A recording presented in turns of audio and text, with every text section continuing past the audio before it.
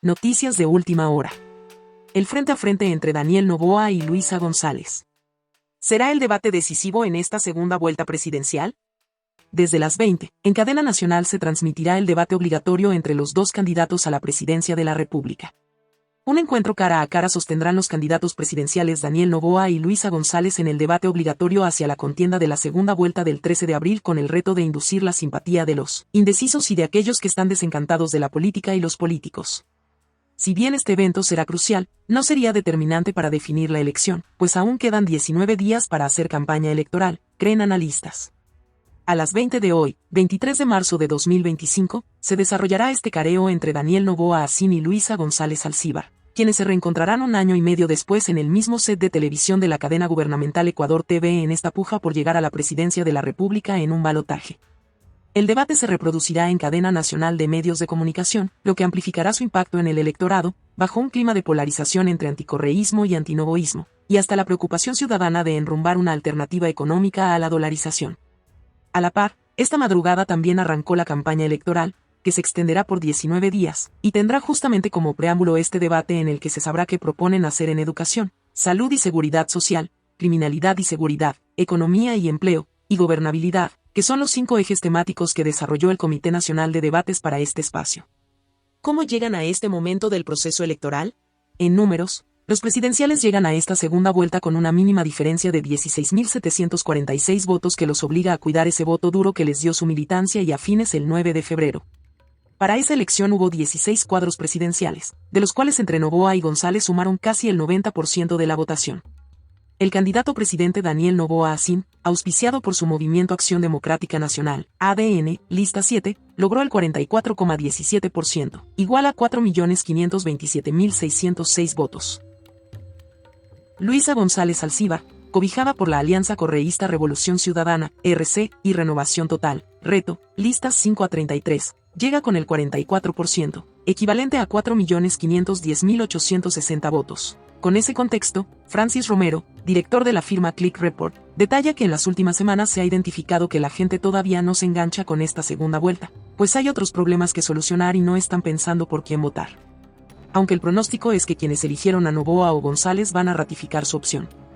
Es decir, el 99,9% que votó por los dos en la primera vuelta, volverán a hacerlo en esta segunda. Por lo que esta facción no es el centro de preocupación, sino los indecisos, los que optaron por el nulo o blanco, y los que votaron por los 14 candidatos. El Consejo Nacional Electoral identificó 13.736.315 personas habilitadas a votar para estos comicios. De ellas, fueron a las urnas 11.264.489 y el ausentismo fue de 2.467.705. Pero de esos 11 millones de sufragantes, 765.649 anularon su papeleta y otros 243.573 la dejaron en blanco. También está el 1.212.723 votos que obtuvieron los otros 14 candidatos presidenciales, lo que deja ver, según Romero, que ni Noboa ni González lograron cumplir con las expectativas de este sector del electorado, por lo que para la segunda vuelta todo suma y será el debate el que va a arrancar la pelea. El candidato que tenga una estrategia mejor preparada para comunicar sus propuestas será el que se pueda beneficiar de posicionar su candidatura como la más opcionada para ganar la elección, agregó. En las elecciones anticipadas de 2023, la primera vuelta marcó un antes y un después en la vida de Daniel Noboa. Porque antes de eso pocos sabían quién era y luego creció y llegó a ser presidente en una segunda vuelta y en contra de Luisa González. En un ambiente de polarización los electores buscarán certezas. En un entorno de polarización, ese millón de personas influiría en los resultados del 13 de abril. Pero estará ligado al desempeño que tengan en el debate y lo que logren comunicar y posicionar para atraer a ese segmento. A criterio del académico y analista electoral Esteban Ron, en la población se ha producido un clivaje, que en lo electoral es una fragmentación de los votantes. Hay una reestructuración de actores sobre la base de una fractura social, como por ejemplo, hablar de la dolarización provocó un reordenamiento en la gente que al sentirse en un estado de vulnerabilidad, la mínima situación puede afectarlos y los impulsa a cambiarse de bando, explicó. En ese sentido, este espacio político va a ser trascendental para esos votos, desamparados, que van a buscar ampararse en una opción electoral que les dé certezas. Por eso será importante lo que propongan los candidatos para que haya un decantamiento de los nulos, blancos, pero de los no orgánicos, porque están los nulos o blancos orgánicos que están en desacuerdo con el proceso electoral, la democracia, con todo, y a ellos no se los va a cambiar, opinó. El debate y la campaña irán en conjunto y la imagen, poses, frases, aclaraciones o equivocaciones que muestren Daniel Noboa y Luisa González serán fundamentales para los siguientes 19 días que les quedan antes del 13 de abril. El reto principal será usar este debate como un elemento de la campaña para ganar la elección del 13 de abril, reflexionó el analista político Juan Rivadeneira.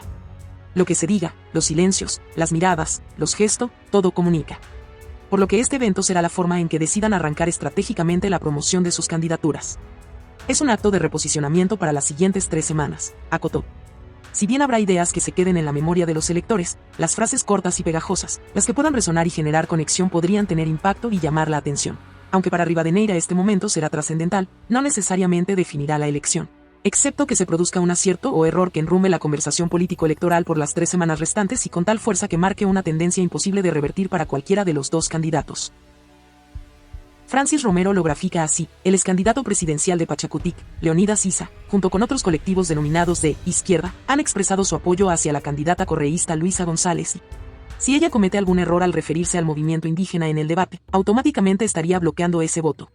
Y, con base en los análisis al electorado, lo que se espera es recibir información, certezas y soluciones a los problemas. Si este candidato dice que va a dar empleo, ¿cómo va a darlo? ¿Cuántos? ¿En qué áreas? ¿Cuántos serán para los jóvenes? Se hablará del tema general en el debate, pero desde el día siguiente la gente querrá saber cómo lo van a ejecutar, analizó Romero. Seguimos con las noticias. En cierta forma, esta primera vuelta parece ser una tercera vuelta entre Daniel Noboa y Luisa González. Por eso creo que es muy importante observar de manera profunda sus candidaturas y conocer quiénes son las personas que están al lado de cada uno de ellos o encima de ellos. Empecemos con Noboa. El presidente candidato, como algunos le dicen, no tiene a nadie por encima suyo. Él es el líder de su movimiento, es el que toma las decisiones, no se deja imponer nombramientos ni cargos, y a la hora de enfrentar un problema o a un adversario, lo hace directamente, algunas veces incluso sin protocolos ni filtros. Por el lado de Luisa González, no puedo decir lo mismo. Ella es una candidata con jefe. Quien toma las decisiones en su movimiento es Rafael Correa, pues sin él no tendría los votos para llegar a una segunda vuelta. Es más, la gran mayoría de sus votantes no vota por Luisa. Realmente votan por Correa, y en caso de ganar, sería él quien tome las decisiones y dé las órdenes. Eso lo tienen muy claro sus simpatizantes y eso es lo que quieren. Ahora veamos quiénes son los binomios. En la elección pasada, Daniel Noboa escogió mal a su binomio y le ha sacado canas verdes esa mala decisión. Esta vez ha escogido bastante bien. María José Pinto es una joven quiteña vinculada a la industria textil desde donde ha trabajado con mucho éxito y mucho tiempo con las comunidades del sector indígena. Ocupó la Secretaría Técnica de Desnutrición Infantil hasta agosto de 2024. No tiene manchas judiciales ni escándalos que se le puedan adjudicar. ¿A quién escogió Luisa González? A Diego Borja, un académico y profesor universitario que fue funcionario del gobierno de Rafael Correa, quien lo despidió en 2012 porque utilizó firmas falsas para la inscripción de un movimiento que luego fue descalificado por el CNE. Borja hizo las paces con el correísmo, pero le cayó un nuevo escándalo al detectarse que es beneficiario de un jugoso contrato petrolero a través de una tercera persona. ¿A quiénes llevan a la asamblea? La figura principal de ADN es la doctora Anabela Asín, quien ha estado un poco alejada de la campaña por darle prioridad a atender a la delicada salud de su esposo. Tiene una amplia trayectoria en el voluntariado médico y ofrece impulsar leyes para la creación de hospitales y mejorar la salud de los ecuatorianos. La principal figura del correísmo para la asamblea es Ricardo Patiño, fundador de la Revolución Ciudadana, conocido por ser grabado en video negociando comisiones con intermediarios financieros cuando era ministro de Economía. También estuvo involucrado en la trama de la valija diplomática con droga que llegó a Italia, cuando fue ministro de Relaciones Exteriores. Pudo regresar al país para ser candidato porque el juicio por instigación en su contra prescribió.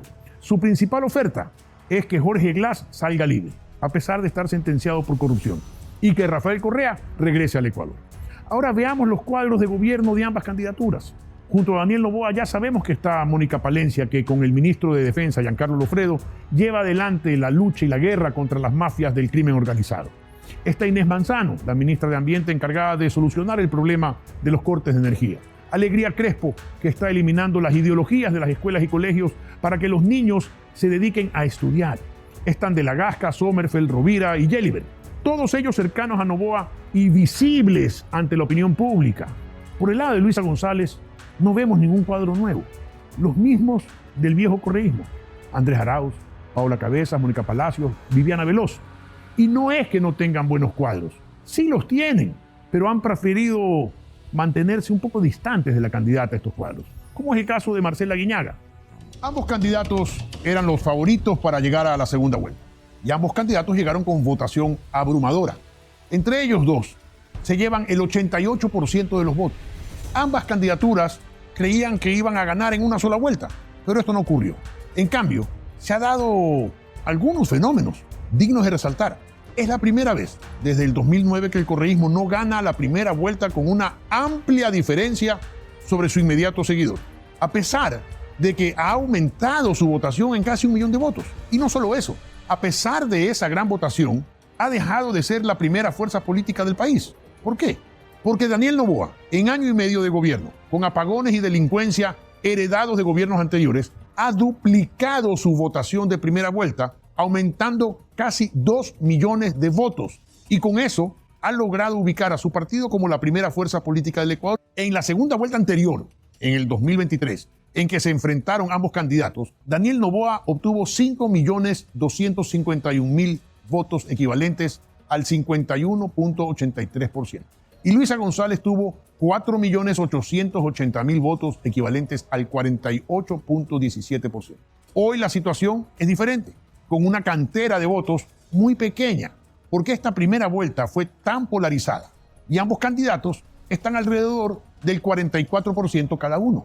Los votos que se disputan irán mayoritariamente a quien logre convencer a esos 1.300.000 ecuatorianos de que van a estar mejor con lo que cada candidato tiene que ofrecer.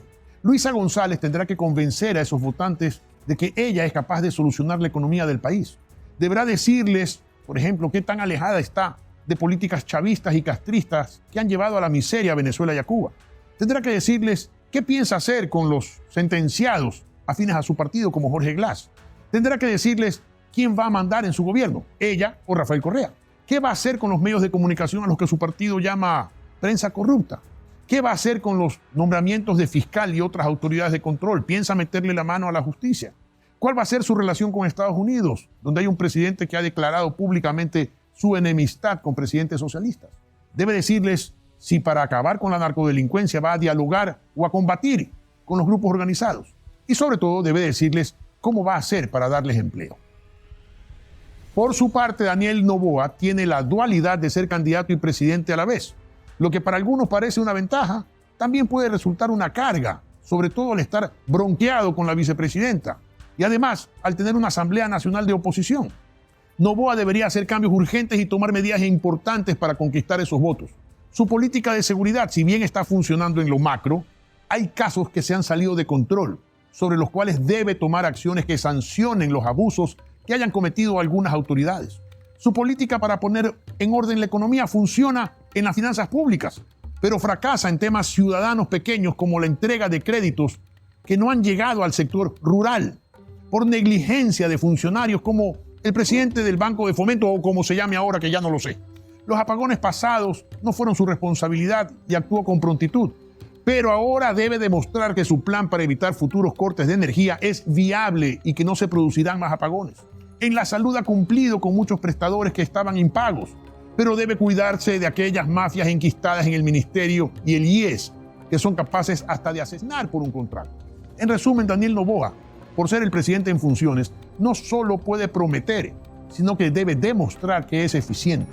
Si en 1 año y medio ha logrado convertir a su partido en la primera fuerza política del país, solucionar estos problemas para conseguir los votos que le faltan para ganar la presidencia no debería ser complicado. Este tiempo es bueno para reflexionar y pensar en las propuestas de los candidatos, lo que le va a permitir a los ciudadanos tomar una mejor decisión. En este tiempo de reflexión, aparte de conocer cuáles son las propuestas de los candidatos, hágase 2 preguntas. ¿Con el dinero de quién financian sus campañas? ¿Y quiénes son los que van a estar junto al presidente o presidenta? Solo es cuestión de tomar las decisiones adecuadas. Virgilio Hernández y Andrés Arauz son investigados por la Fiscalía en el caso Ligados tras una denuncia presentada por asambleístas del oficialismo. En tanto que las conversaciones extraídas del celular de Augusto Verduga revelan que el correísmo apuntaba también al control del Consejo de la Judicatura. El objetivo, conseguir al menos 3 de 5 vocalías en el Consejo de la Judicatura, a través de acuerdos con la Defensoría Pública, con la Asamblea Nacional, y esperando, según sus cálculos, a que sea Luisa González la que envíe la terna para la vocalía faltante. Y de eso conversaba el ex consejero Augusto Verduga con su círculo cercano. Es cierto que Fantón y compañía están apurados para que sea Noboa quien envíe una de las ternas. La RC, en cambio, quiere que eso se demore para que sea Luisa quien envíe la terna. Se barajaban nombres, Andrés Arauz proponía uno, Verduga otros. Porfa, el objetivo es que Alejandra Vivanco conste en la terna del defensor para la judicatura. Hermano, yo tengo 2 perfiles idóneos para el CJ. Son amigos míos. Serían de lejos mucho mejores vocales que esa man. Santiago León y Freddy Briones son correístas a morir y conocen todos los problemas de la función judicial. Con uno de ellos mantuvo una conversación directa a través de una aplicación de mensajería cifrada. Le decía que prepare sus documentos, le ofrecía asesoría y le proponía tener los votos. Hermano, hay que movernos. Si presentamos bien la carpeta, estás dentro de la terna. Tenemos los votos para que seas designado. Te pido que te metas de cabeza en esto. Te voy a poner en contacto con una persona de RC que te va a orientar para la preparación de la carpeta. Son otras de las conversaciones reveladas en el caso Ligados, en el que también Fiscalía ha notificado a Andrés Arauz y Virgilio Hernández, figuras del correísmo, luego de que legisladores del oficialismo los denunciaran y Fiscalía decidiera incluirlos en el mismo proceso, mientras que continúan las diligencias. Al cierre de la semana se dispuso la transcripción de audios encontrados en los dispositivos de Augusto Verduga. Solo en uno de ellos habían más de 5.000 según Fiscalía. Entre estos estaría el registro de reuniones del Buró Político del Movimiento Revolución Ciudadana. Y un cambio en la política migratoria de Estados Unidos pone en riesgo el estatus de más de 500.000 migrantes. La administración de Trump eliminó el parol humanitario, obligándolos a salir del país y a quedar en situación irregular. El presidente Donald Trump ha revocado el parol humanitario afectando a más de 530.000 migrantes de Cuba, Haití, Nicaragua y Venezuela. Este programa, implementado durante la administración de Joe Biden, permitía a estos ciudadanos residir y trabajar temporalmente en Estados Unidos. Según el aviso publicado en el Registro Federal, esta medida entrará en vigor el 24 de abril del presente año, obligando a los beneficiarios a abandonar el país o enfrentar posibles deportaciones. La administración Trump argumenta que las razones para mantener el programa ya no son válidas y que su continuación podría perjudicar a los trabajadores estadounidenses. Esta decisión ha generado críticas de abogados y activistas, quienes lo califican de imprudente y perjudicial para las comunidades afectadas. Además, el gobierno del republicano está considerando revocar el estatus de otros 240.000 ucranianos que se beneficiaron de programas similares, lo que añade incertidumbre a la situación de miles de migrantes que buscan estabilidad en Estados Unidos. Y en otras acciones, desde el 2 de abril, Estados Unidos impondrá aranceles recíprocos a sus socios comerciales. Analistas aseguran que los países perjudicados serían los que no tienen un tratado de libre comercio, como es el caso de Ecuador, lo que afectaría a nuestras exportaciones. Las políticas arancelarias de Donald Trump continúan afectando a los socios comerciales de Estados Unidos. El incremento de los aranceles a China, México y Canadá perjudican indirectamente a Ecuador, aunque la medida fue aplazada para los países de América del Norte. A esto se le añaden los aranceles de recíprocos que la Casa Blanca planea implementar desde el 2 de abril a sus socios comerciales, principalmente a los que no están protegidos por un tratado de libre comercio. Y aunque hasta el momento Estados Unidos no ha emitido el listado oficial de las naciones perjudicadas, analistas recalcan que Ecuador podría verse afectado. La política actual de los Estados Unidos es America First, primero Estados Unidos. Entonces ellos tratan de equilibrar la balanza comercial de una manera que ellos creen que es más justa, aplicando el mismo tipo de impuesto que los otros países le aplican a ellos. Al momento no está definido el porcentaje de arancel que impondrá la Casa Blanca. No obstante, especialistas realizan estimaciones. Nuestro camarón ingresa a Estados Unidos con 0% de arancel. Si ellos nos aplican un impuesto similar, nuestro camarón sería entre 8 y 9% más caro de lo actual. Actualmente el banano ecuatoriano llega a Estados Unidos con el 0% de arancel. ¿A cuánto aumentaría ese arancel tras estos aranceles recíprocos? También alrededor del 10%. En caso de aplicarse la medida, el camarón sería el producto más perjudicado. Este informe del Ministerio de Producción y Comercio Exterior revela que este crustáceo lidera la lista de los productos de exportación no petrolera, siendo Estados Unidos el segundo país en la lista de los principales destinos.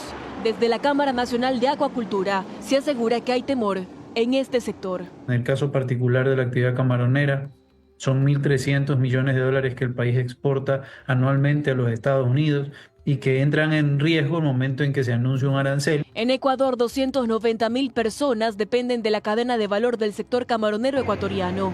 Gran parte de estas plazas de empleo se podrían ver afectadas en caso de existir una disminución en la demanda por parte de Estados Unidos tras el posible incremento de los aranceles. También la cadena de suministros, se encarecen los productos. No se descarta que la administración de Trump suspenda estos aranceles recíprocos que entrarían en vigencia desde el próximo 2 de abril, siempre y cuando los demás países erradiquen las prácticas que Estados Unidos considera injustas.